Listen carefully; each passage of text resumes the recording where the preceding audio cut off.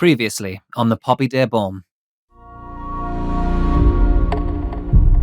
There was nobody who had the smoking gun in regards to who knew what, where, when and how.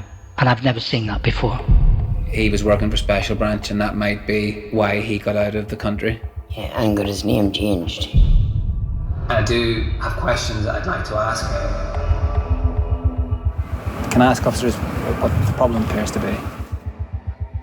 When he said he was at a meeting, you knew this was the IRA. Yeah.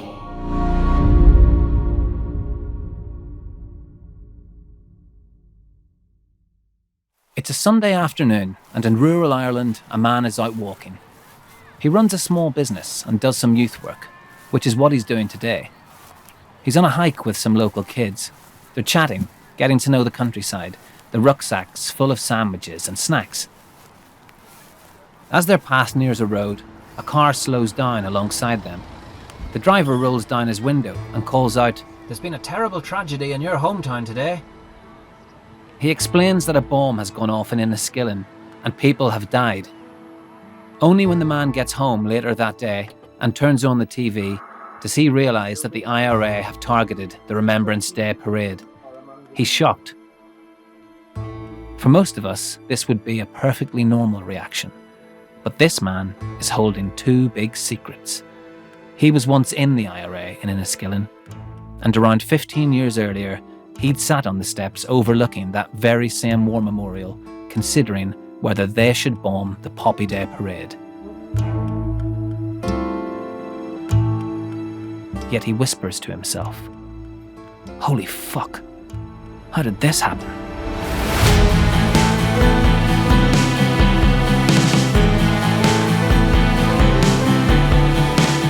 You're listening to the Poppy Day Bomb, a podcast series from The Times and The Sunday Times, with me, Mario Ledwith. This is part 5, The Politician.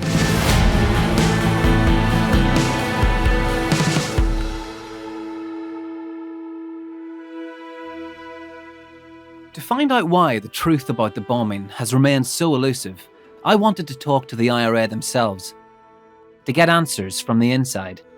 That's not easy. The IRA was a secret and illegal army. But I have managed to speak to multiple former IRA members, some off the record, some on. And it's given me some understanding. It turns out that there was a backlash to the bombing within the Republican movement itself, and that had wider political consequences. There's even a question of whether one of those involved has been protected from investigation in pursuit of a bigger political prize. That's what I've been investigating for this episode. But before that, one of the former IRA members I spoke to told me a story about Enniskillen. It came from the man leading the hike. He's never spoken to a journalist about this before. It's a twist in the grim tale of how the IRA made its decisions on what and who to target. I recently celebrated my birthday. I live in the Republic of Ireland. And you were in the Provisional IRA in Fermanagh? Yes. And are you still affiliated with the IRA? No. I'm on a video call, and looking back at me is a grey-haired man in a checkered shirt, occasionally puffing on a vape. I'm calling him Oisín, but that's not his real name, and this isn't his real voice. We've agreed to keep him anonymous because of his fears for his family. His words are spoken by an actor. Fermanagh was relatively quiet. Our numbers were small. We were very much a hit and run outfit, but we didn't have many weapons. At one stage we did have an AR-15, an Armalite with a folding butt. Yeah, and we did have an old Thompson submachine gun. Yeah. The supply of weapons was short or tight at that particular time, and I was told that these AR-15s, which were coming in from America, would be distributed to units based on them achieving 2 kills. Oisín got involved with the Enniskillen IRA in the early 70s, at the height of the Troubles, when he was a teenager. In my job as a journalist, I've spoken to people who have carried out terrible crimes before, but this feels different. It's so close to home. Weapons were so scarce, each unit had to earn them. For every 2 kills, they would be awarded an AR-15. And who were the targets? Exclusively members of the Crown Forces, anybody that had a crown in their beret or a uniform. You're a young man at that stage, Oisín. You're full of revolutionary spirit. Mm-hmm. But at the end of the day, your bread and butter is trying to kill people, members of the security services. Yeah. That's what I signed up for. It wasn't the boys' brigade that I joined. Like I can look back with some comfort that the unit I was involved in, we never killed or injured anybody that we didn't intend to. In my time in the unit, we had 5 kills. But they were still husbands, they were still fathers, they were still sons, they were still grandsons. Do you have any regrets? They were still human beings. Regrets are kind of futile, insofar as nothing's ever going to bring the 12 people that were killed in Enniskillen back. Now, I can't verify what Oisín says about his time in the IRA, and taken at face value, this is someone from my hometown who's never been brought to justice for his involvement in multiple killings. The irony of this isn't lost on me, as I'm investigating who was responsible for an unsolved atrocity in Enniskillen. But I wanted to get an insight into why a teenage boy joined what the IRA called the armed struggle. To my mind, it was a war situation. It was a justifiable response to the way we were being treated. They were members of the Crown Forces. To my mind, they were legitimate targets. I felt more shame, for want of a better word, shame or embarrassment about what happened in 1987. He means the 1987 bombing of Enniskillen. If we go back to the beginning of the Troubles in 1969, what's hard to believe now is that many Catholics welcomed the arrival of the British Army. They were cheered onto the streets, seen as a sort of peacekeeping force, certainly less sectarian and brutal than the local police. Trooping onto the streets of Derry and Belfast, they couldn't have been welcomed more warmly. For nationalists, they were the saviours. Their deployment a nail in the coffin of the Unionist Stormont regime and an insurance against loyalist attacks. News footage showed elderly ladies serving the fresh-faced young soldiers cups of tea. But the honeymoon period, as one senior commander called it, would be short-lived. Disharmony and division once again gripped the streets. The Provisional IRA had been born, and within months the army was seen less as an impartial force, but as the enemy itself. I'd seen my father cry twice. I'd seen him cry at his mother, my grandmother's demise. And then I'd seen him when the news came on the TV on the day of Bloody Sunday. I seen him cry. I was profoundly emotional, yeah. That was the Sunday in January 1972 when the army opened fire on a peaceful demonstration in the Northern Irish city of Derry. 26 people were shot. 14 died. All were Catholic. Can you tell me what happened when the paratroopers came in, Father? They came in and they just came in firing. The people, there was no provocation whatsoever. Firing what, rubber bullets? No, it was lead bullets they fired. They seemed to fire in all directions. There's some rubber bullets too. They didn't even seem to fire gas. It was completely outrageous, disgraceful. I don't know. They call themselves an army. It's utterly disgraceful. The straw that broke the camel's back was Bloody Sunday. A mass civil rights movement had grown in the late 60s. It was driven by the overwhelming feeling of many Catholics that they were second-class citizens, discriminated against over housing, jobs, and voting. But any hope created by that movement was obliterated during the terrible events of Bloody Sunday. Oisín remembers thinking that his father was too old to do anything about it, but he wasn't. I was coming close to my 16th birthday, and I was sworn in by a man with a wig and dark glasses on him. So that was sort of setting the tone of the way the unit was in Enniskillen that I joined. Not long after Oisín signed up to the IRA, he was learning to make bombs. And if that was his first secret, being in the IRA, this is where we come to the second, about bombing the Poppy Day parade in Enniskillen. Sometime in 1972 or 1973, myself and another young volunteer were requested by the intelligence officer that we might keep an eye on the Remembrance Day parade, a sort of scoping exercise. Myself and this other volunteer seated ourselves about halfway up the steps that run up to the Fort Hill Pleasure Grounds. The steps lead from the main street up to the open green space of Fort Hill Park. From there, you'd have a pretty good view of the War Memorial and everything going on around, while also being relatively inconspicuous. We maybe had a bottle of Coke or a pack of cigarettes and sat, looking on. Here were two young lads, two teenagers hanging out, but we were observing the ceremony. We sat and observed. We seen Girl Guides in procession, we seen Boys Brigade, Boy Scouts, what have you. Loads of kids. We seen a family occasion.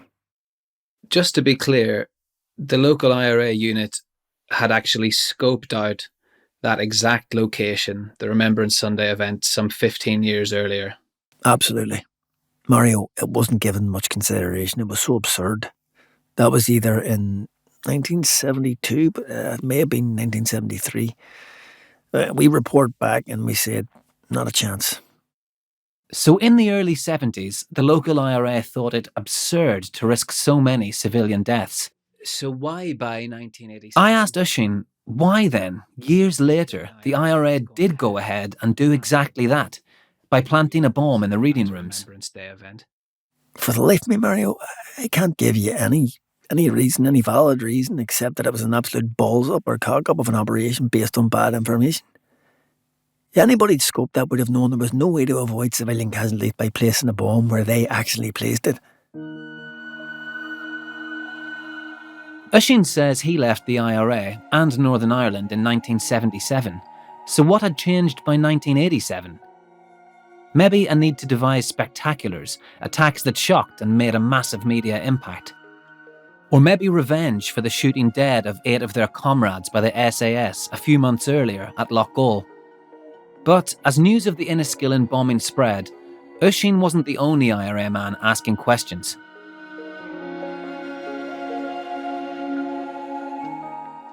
Well, I remember the day more than I remember my actual location, because I remember in the canteen that day. The canteen in the Maze prison. When this bomb happened, I may have heard it in the lunchtime news. I don't remember the specific moment of hearing about it. The gut reaction was that it was a terrible mistake. Well, my name is Anthony McIntyre. I'm 67 years of age. I am a former IRA prisoner. I spent in total about 18 and a half years in prison. In 1976, Anthony shot dead a loyalist paramilitary man in a premeditated hit at a bar. Does he feel remorse for his actions? No, I've never felt remorse. The guy that died was a member of the Ulster Volunteer Force. He was a combatant, as was I. Originally from Belfast, he is talking to us from his home in the south of Ireland, where he's now a prominent commentator in modern Irish republicanism. Anthony served his sentence alongside other IRA members and supporters and witnessed their reaction to the killings in Enniskillen. We didn't cheer civilian casualties. We felt that civilian casualties were an inevitable result of the conflict. Later, when we were in the canteen, all watching the news, he was a non-political prisoner, but he had been on our wings, and we let a few non-political prisoners on the wings. He had made some comment about, fuck them. Meaning the dead, who were all Protestant. This comment did not go down well, and another prisoner reacted. Well, what are you mouthing off for? These people are innocent, he can end up in fisticuffs, which the rest of us sort of intervened and stopped. The IRA maintained that it did not intentionally target members of the public, but it did carry out attacks that posed obvious risks to civilians.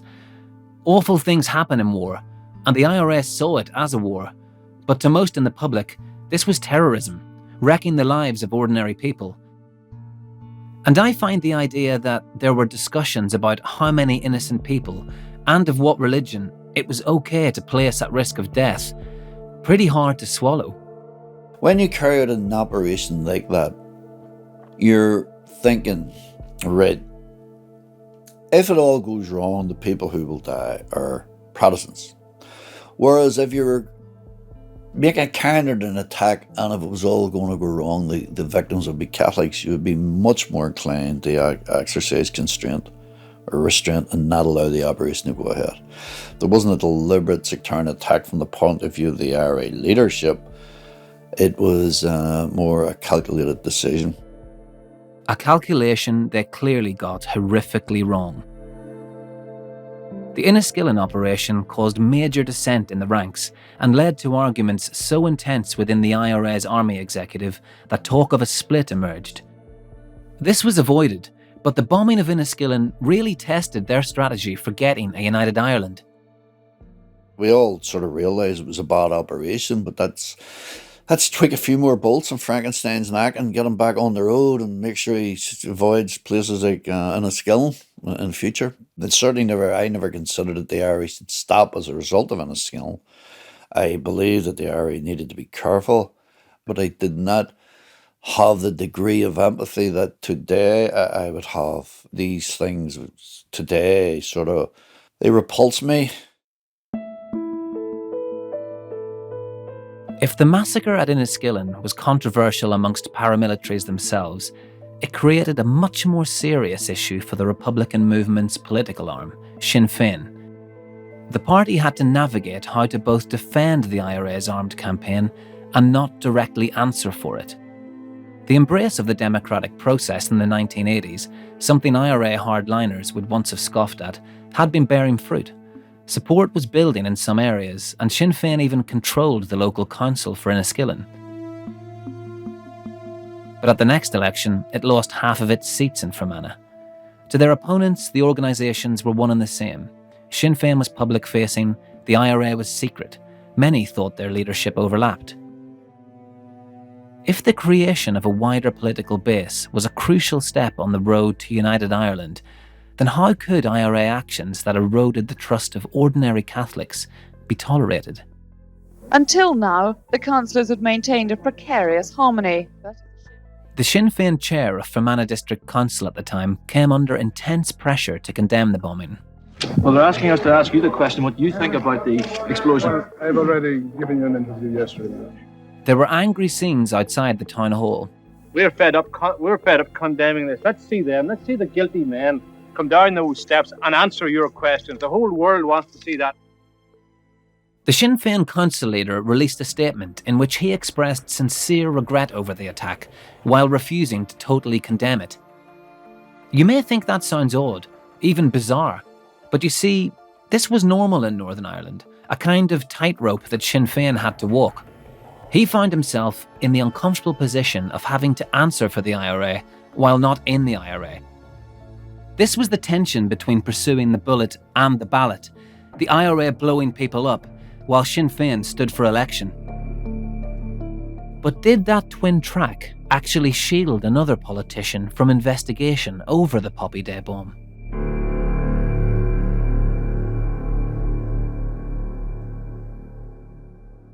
On the Thursday before Remembrance Sunday in 1987, a car carrying 4 alleged members of the IRA was picked up by Irish police on a rural road in Donegal, about 30 miles from Enniskillen. One of the men in the car was Martin McGuinness, tall, imposing, with a shock of curly red hair. A few years earlier, McGuinness had been one of the most feared men in the North, and then he gambled on entering politics. The new Assemblyman, Martin McGuinness, has been left with what might be called a severe image problem. He stood for Sinn Féin and was elected to the Northern Ireland Assembly, although he refused to take up his seat at Stormont. Behind the scenes, McGuinness had taken part in secret talks between the IRA and British government in 1972. Those talks were unsuccessful, but indirect contact continued intermittently in the 80s. And this was long before either side admitted talking to the enemy. Alongside Gerry Adams, Martin McGuinness soon established himself as one half of Sinn Féin's leading power duo. And, most importantly, he went on to be chief negotiator with the British, an architect of the peace process, internationally celebrated, known worldwide. The pressure was on Sinn Féin today. Tony Blair and the Irish Prime Minister were pressing for stronger commitments on decommissioning. While Gerry Adams and Martin McGuinness consulted, the Irish Prime Minister was passing on. Unlike Adams, who says he was never in the IRA, McGuinness had a conviction for IRA membership, but said he left the organisation in 1974. So if Martin McGuinness was stopped 30 miles from Enniskillen a few days before the bombing, with other alleged IRA members, what were they doing? I would say Martin McGuinness was there in his military capacity. Anthony McIntyre, the former IRA prisoner. He was a very prominent figure in Northern Command. He would have been the Northern Commander. That sort of operation, his proximity in the days prior to it seemed to suggest that he wasn't in Fermanagh to admire the lakes. The IRA's Northern Commander was responsible for military operations. If that was McGuinness's role, was he being briefed on the plan for what would have been a double atrocity? And that wasn't the only sighting of McGuinness. He also travelled to Fermanagh hours after the bomb went off on the Sunday, supposedly to find out what had gone wrong. Then, on the Monday, he went to see an IRA commander in Donegal. So, if the ultimate responsibility for so many civilian deaths lay with Martin McGuinness, but he was also an IRA leader the British government had had dealings with, could that be one reason why the truth about Enniskillen has remained so elusive?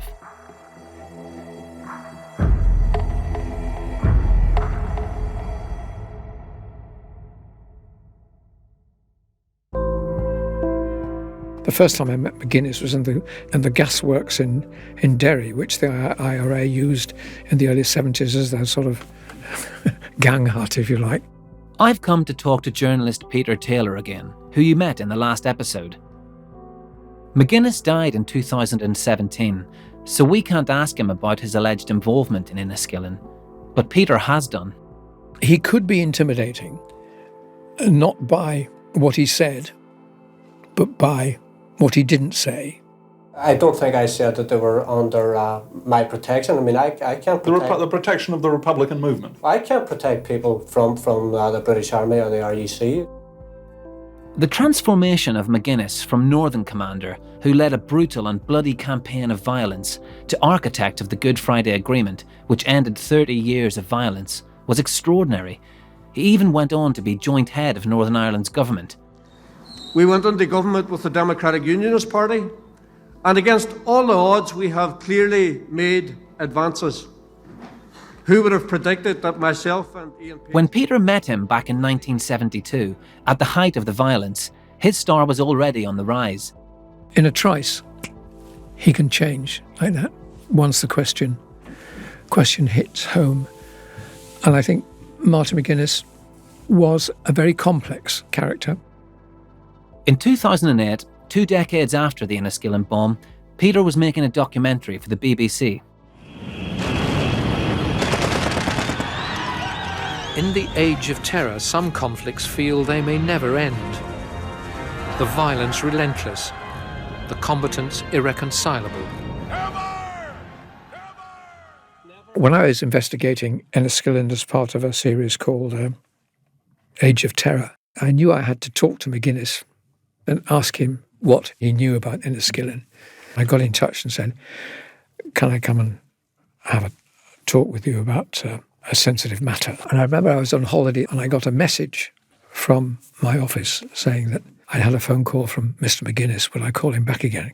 By this time, Martin McGuinness was Deputy First Minister and also in charge of education. So he agreed to see me, so I went to see him in his palatial office at Stormont. I asked him if he was the acting head of Northern Command at the time of the Enniskillen bomb, and he looked me straight in the eye and said, I wasn't.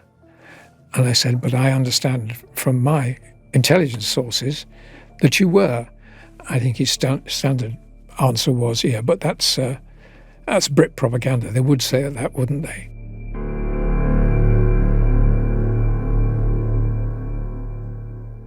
And then I asked him what he knew about Enniskillen, and he was slightly prevaricating about it. But he said, I knew nothing about Enniskillen. And I got that sort of cold stare from McGuinness. And did you believe him? No, frankly, no. My sources on the other side were very good, so it was that against McGuinness's word. And the truth, such as it is, and it's all still pretty murky, the truth was that McGuinness would have approved, as likely as not, the actual operation without knowing where the bomb was being placed, because the position of the bomb behind a wall against which many of the spectators of the Remembrance Day parade were placed, he wouldn't have known the detail, the logistics of it, although arguably he should have done. McGuinness later refuted these claims again, saying they were completely false and based on untrue briefings from the intelligence services. After speaking with Peter, multiple Republicans and security sources, I have no real doubt that Martin McGuinness was the IRA's northern commander at the time of Enniskillen. And when the British used McGuinness as a secret back channel to the IRA in pursuit of peace, they had to accept the blood that was on his hands. McGuinness was a critical component of the peace process because it was McGuinness who took the rank and file of the IRA, the volunteers, the ones who did the fighting, the killing and the dying too, were of the view from those that I spoke to around this period, was if it's okay for Martin, it's okay for us.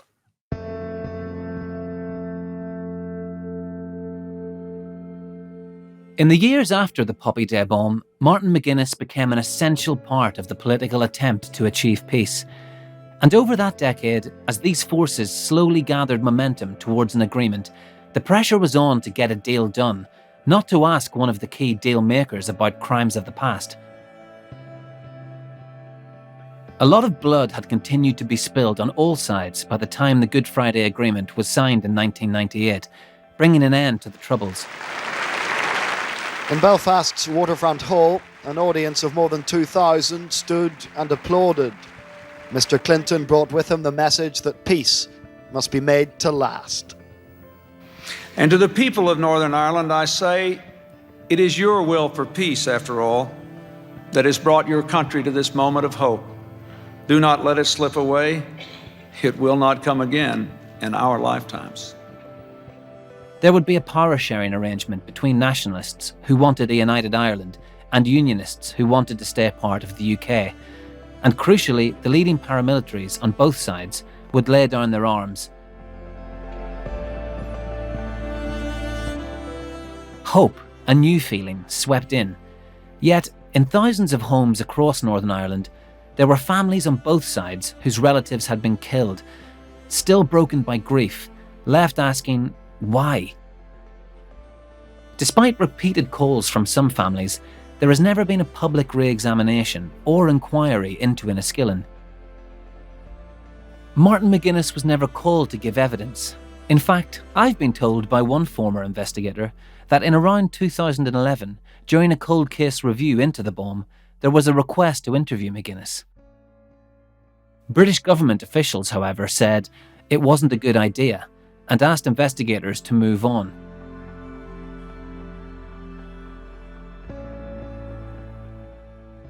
So I asked Peter Taylor, was McGuinness now being protected because of his role in the peace process? I think that would have been a consideration, but I can understand why police officers who wanted to interview McGuinness were told to be careful because of the sensitivity of the political situation. And it had taken, decades. So, don't throw it all away. Just be careful. Because it could be dynamite, right? You bring in the leader of a political party in for questioning over a massacre. Yes, over a massacre, yes. It was just a very sensitive period, and the British were acutely aware of all that it had taken to get from war to peace and the danger of it being destroyed. So, the sensitivities about arresting Mr. McGuinness and charging him, if there were evidence of his involvement in serious, quotes, terrorist activity, would be a very risky and dangerous road to take. I wanted to ask the police why Martin McGuinness wasn't interviewed in connection with Enniskillen, but they declined to take part in this podcast series, saying that they are prohibited by law from commencing or continuing any Troubles-related criminal investigations. I asked the British government whether they had blocked inquiries into the late Deputy First Minister's role in the bombing. They didn't answer that question, but said the only body who can review cases from this period is the Independent Commission for Reconciliation and Information Recovery. More on this in the next episode. At the heart of this story are the victims of the bomb, those killed and injured, and their families. For them, the political reality, the price of peace, is still a bitter pill to swallow. It is something that deserves to be investigated properly, thoroughly, and without cover-up, with as much information as we can get, without the excuse of the Official Secrets Act or national security issues. Clive Armstrong, who lost his father, and Cathy Galt, who lost her father-in-law, are among those who've spent decades looking for answers and some accountability. We have been forgotten, and also I think that the generations that are coming up now, the younger generations that were born after the Good Friday Agreement, they're not educated into what we suffered. There's a lot of people saying, the past is the past, just let sleeping dogs lie, or, you draw a line under it. I'm sorry, wasn't your father. Peter, when I've spoken to some of the Enniskillen families, they say that they feel like they are collateral damage in the peace process. Given what we've just talked about, do you think that's a fair thing for them to feel? I think it's understandable that view is held by those who've suffered so much in Enniskillen and those who've suffered in other atrocities. But I don't think it was collateral damage for the peace process. I mean, the peace process didn't happen because of Enniskillen, but Enniskillen furthered the peace process because it made the IRA recognise that they could not afford for Enniskillen to be repeated, and there had to be a way forward that would mean there were no more Enniskillens.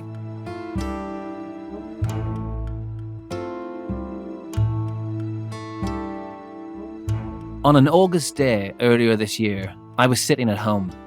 I was at my desk, reading old newspaper reports, looking for clues as to who was involved in Enniskillen, stories about IRA operations and volunteers. Suddenly, like a jigsaw puzzle, things started to piece together. A name emerged. That's next time on the final episode of the Poppy Day Bomb.